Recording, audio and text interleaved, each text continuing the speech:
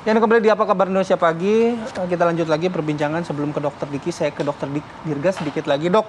Tadi kalau Dokter Dirga menyebutkan jangan terburu-buru menyimpulkan begitu ya dari salah satu kasus ini gitu. Tapi khawatirnya kan mispersepsi ya. Iya. Ada beberapa narasi-narasi yang terbangun dan mispersepsi atas kasus ini. Nah, possibility-nya, kemungkinan dari kasus itu apa, Dokter Dirga, yang bisa menyebabkan seorang meninggal dunia meskipun sudah 2 kali vaksin?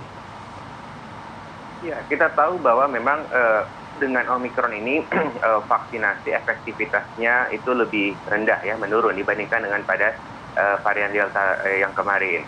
Dan kalau kita lihat data dari negara-negara yang sudah lebih dahulu mengalami gelombang Delta, efektivitas gelombang Omikron maksud saya, efektivitas vaksin itu masih sangat baik dalam mencegah sakit yang berat. Kita lihat bahwa efektivitas vaksin pada Omikron itu dengan 2 kali vaksinasi, terutama pada platform mereka ya, vaksin Pfizer Moderna, itu efektivitasnya 40-60%.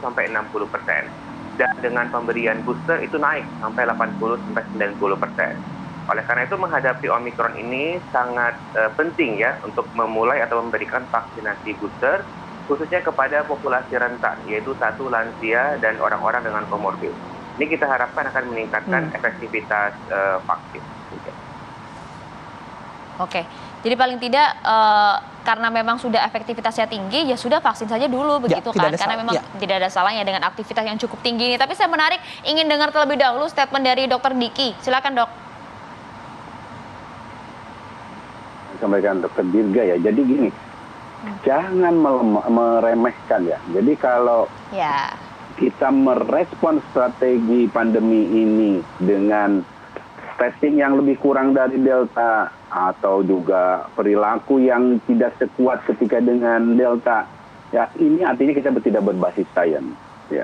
Karena untuk diketahui Omikron ini 4 kali bahkan lebih cepat dari Delta dalam menimbulkan jumlah kasus infeksi, kemudian juga dia setidaknya lebih parah dari virus yang waktu pertama timbul di Wuhan. Nah artinya kematian atau fatalitas dan juga hunian rumah sakit bisa terjadi. Ingat saat ini negara-negara yang tadinya abai menganggap remeh seperti India, Brazil, termasuk Inggris ya waktu awal. Itu sekarang India sudah 300 ribuan kasus infeksinya dengan kematian mendekati 1.000. Brazil sudah 200 ribuan yang kematian juga sama hampir serupa seperti India. Nah Inggris yang ramai kemarin ini mengatakan sudah menganggap ini sudah under control, sekarang mengalami masalah, timbul subvarian Omikron yang timbul akibat orang-orang ya dibiarkan terinfeksi, virus ini bersirkulasi, akhirnya ada subvarian Omikron BA2 yang sekarang masuk kategori varian of investigation gitu. Nah ini satu hal yang sangat serius karena berpotensi menyebabkan lebih serius kondisi atau perburukan di Inggris. Ini yang ingin saya tegaskan.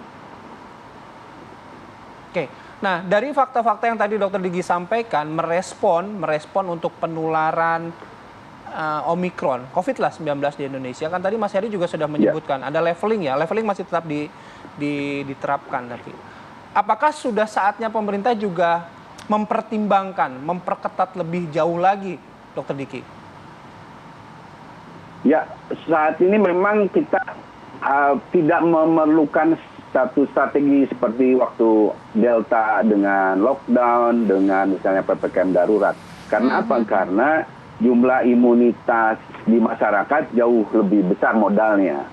Tapi bukan berarti itu tidak diperlukan. Tentu pada satu saat ya kalau kondisinya sangat berat ya diperlukan. Saat ini sebagai gambaran Mas Bayu di sini di Queensland misalnya di Australia kasusnya kan sehari itu puluhan ribu ya. Untuk ukuran sini kalau di kita ya dengan total Australia itu kan 100 ribuan, itu dengan Indonesia bisa dengan penduduknya 1 jutaan. Nah tidak ada lockdown, tapi yang dikejar tadi seperti Dokter Diga sampaikan, melakukan vaksinasi 2 dosisnya sudah di atas, sudah 90% sekarang. Dengan juga booster, itu harus dilakukan. Nah, bagaimana dengan masalah pergerakan, mobilisasi? Nah, saat ini tidak dilakukan lockdown, tapi diperlakukan penguatan dengan PTM ditunda sampai mungkin akhir Februari ya, PTM di sini dari sejak Desember loh. Inilah kenapa saya sampaikan di berbagai media, saya bilang kita harus lakukan PTM-nya di suspend dulu, di hybrid dulu atau di online dulu. Jangan nunggu meningkat, itu terat namanya. Itu bukan public health intervention namanya. Kedua, working from home. Di sini walaupun anjurannya mungkin 50-70%, tapi kesannya seperti 100%. Jadi di jalan relatif kosong.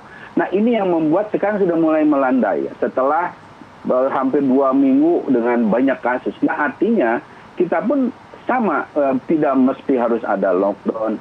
Tadi yang disampaikan Pak Heri sudah, saya kira sudah relatif tepat, tinggal implementasi di lapangan dan ini diikuti oleh atau didukung oleh masyarakat ya. Karena kembali sebagus apapun strategi, kalau masyarakat tidak disiplin, mengabaikan tadi ya kita akan menghadapi masalah. Ingat, jangan menganggap dengan adanya Omikron ini kita akan jadi kebal biar bersirkulasi. Kita mengundang masalah seperti sekarang Inggris mendapat masalah ya dengan BA2-nya.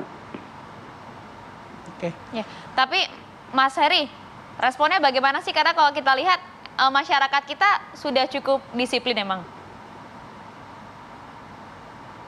Masyarakat seperti dengan kenaikan ini tentu akan melihat ya dan akan kemudian meningkatkan disiplinnya. Itu sebuah tren yang sangat alami di mana ketika kasus menurun kedisiplinan masyarakat juga menurun.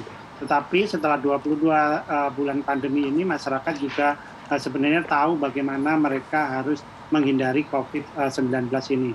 Apalagi mereka yang bekerja juga sudah diizinkan untuk kembali ke rumahnya masing-masing, bekerja dari rumah, dan pemerintah DKI kalau kita ngomong epicenternya ada di sini juga sudah mengambil langkah-langkah yang diperlukan. Nah, bagaimana dengan aktivitas di tempat-tempat publik? Sejak minggu lalu juga sudah diberlakukan bahwa mereka yang diizinkan untuk datang ke tempat-tempat publik adalah mereka yang sudah divaksinasi 2 kali. Karena tadi seperti dijelaskan oleh Dr. Dirga, betapa memang vaksinasi ini efektif dalam mencegah keparahan ya. Tetapi kalau vaksinasi ini tidak mencegah terjadinya infeksi. Jadi infeksi itu hanya bisa dicegah dengan kita patuh dan disiplin dengan protokol kesehatan. Karena kalau itu tidak kita lakukan, ya seperti di beberapa negara lain gitu ya, yang kasusnya sudah cukup tinggi. Benar di India, tadi saya juga cek lagi datanya, lebih dari 300.000. Kita ini masyarakatnya, struktur masyarakatnya mirip-mirip di India ya, tempat-tempat kurbannya juga seperti di sana. Sehingga kita harus segera belajar. Karena dulu ketika India lagi outbreak, kita masih belum apa-apa, India baik, giliran kita yang kemudian tinggi saat Delta terjadi. Nah, pemerintah sendiri sejauh ini juga sudah mengambil langkah-langkah yang dianggap perlu ya, baik di hulu maupun di hilir. Di hilir, persiapan rumah sakit, konversi tempat perawatan juga dinaikkan sedemikian rupa, 30-40%, untuk mengantisipasi penambahan kasus. Benar dikatakan Kang Diki tadi, kalau kasusnya sangat tinggi, kendati hospitality-nya rendah ya, 1/4 dari Delta, tetapi kalau kasusnya berlipat-lipat dari Delta, tentu kebutuhan rumah sakitnya sama saja gitu ya. Seperti bulan Juli kita memerlukan rumah sakit yang sangat banyak, sehingga banyak orang tidak mendapatkan tempat perawatan, di mana kemudian terjadi kenaikan kematian. Kemarin itu kasus kematiannya juga meningkat cukup tinggi ya, dari hari-hari sebelumnya di bawah 1 digit, itu kemarin mencapai 14 orang. Nah, tentu saja ini terjadi linier dengan makin terisinya tempat-tempat perawatan, dalam hal ini rumah sakit, dan makin banyaknya pasien. Saat ini ada 240-an pasien ya, yang masuk ruang perawatan intensif ya, di ICU, yang tentu saja ini resiko kematiannya juga meningkat. Oke, baik. Nanti kita ngobrol lagi Mas Heri, Dr. Diki, Dr. Diga. Kami harus jeda terlebih dahulu. Apa kabar Indonesia Pagi akan kembali sesaat lagi.